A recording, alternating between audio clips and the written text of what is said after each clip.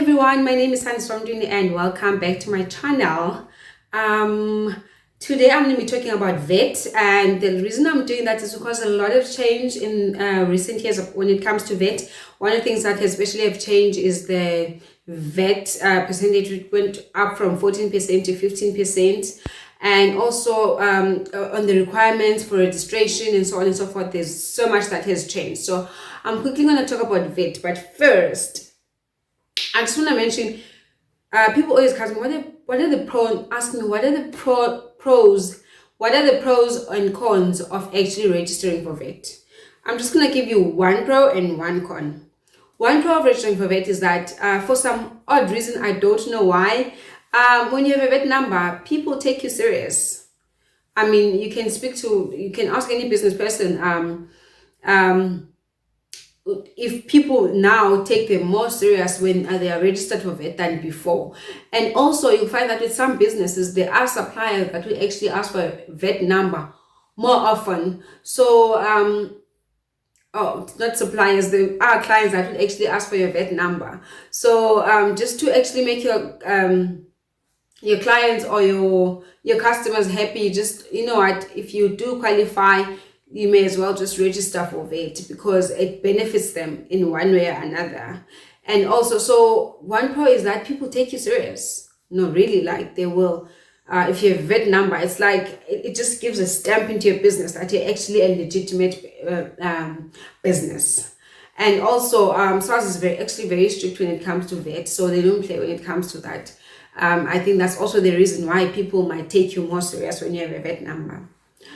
And then one con of registering for VAT, especially if you do it prematurely, your goods will actually cost more than your competitors. Because remember now, if your eggs were 100 Rand, they're going to be 115 Rand now because you've added 15% for VAT. Unless you are willing to decrease the price of your goods in order to actually accommodate the VAT that you've just registered for, which I don't advise, but that's actually the reality of it.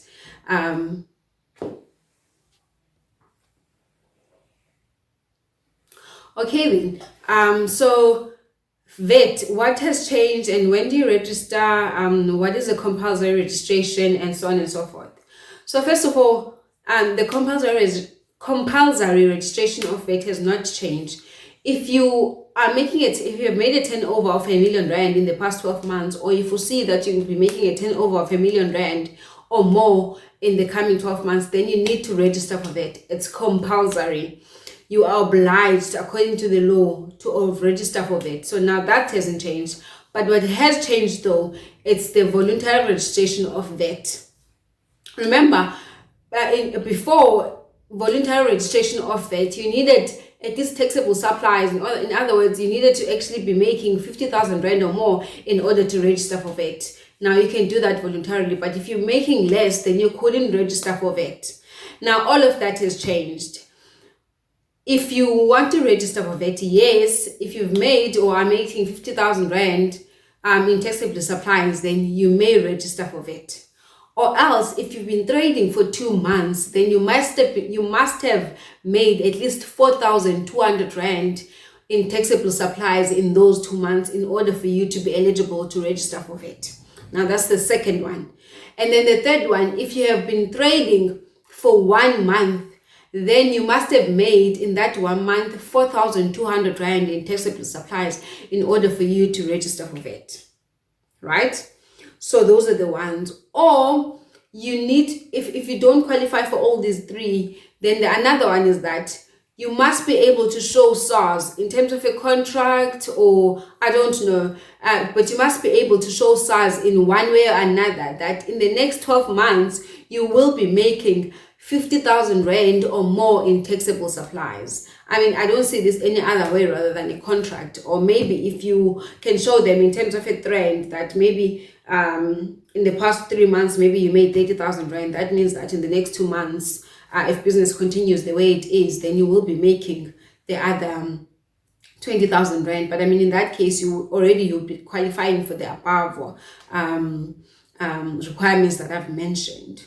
So those are the ways that you can register for VAT now. So I could say that SARS has actually become flexible. They've eased the requirements to register for VAT.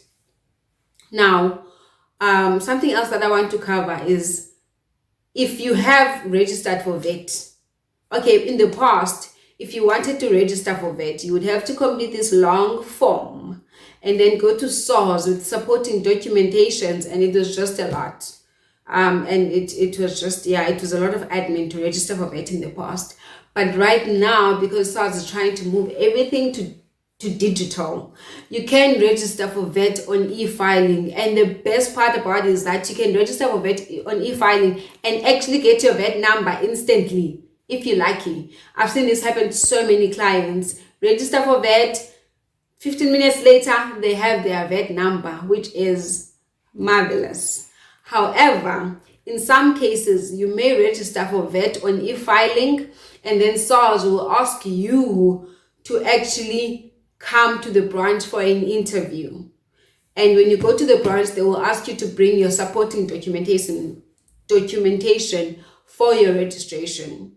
This normally happens mostly for fairly new companies that have to prove all the requirements that I mentioned before. So registrations for VAT has actually changed, and those are the requirements, and the percentage is now 15%, no longer 14%. And also, you may register for VAT on e-filing, which is actually awesome, because I mean, if you can avoid all of that admin, then great. And I always encourage people to do everything that you can do on e-filing, and do it on e-filing.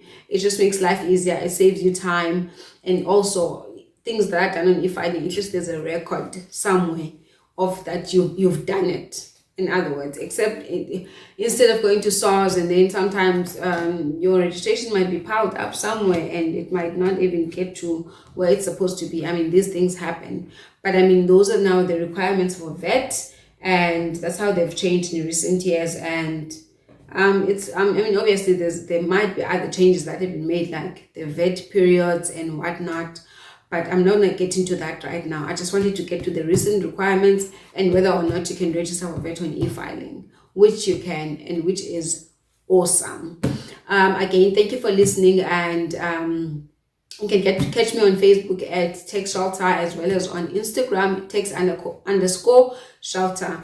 And you may also have a look at the rest of my videos if you really want more tax insight, because Taxshelter, that's what it's all about. Tax insight for small businesses as well as individuals. Thank you. Bye for now.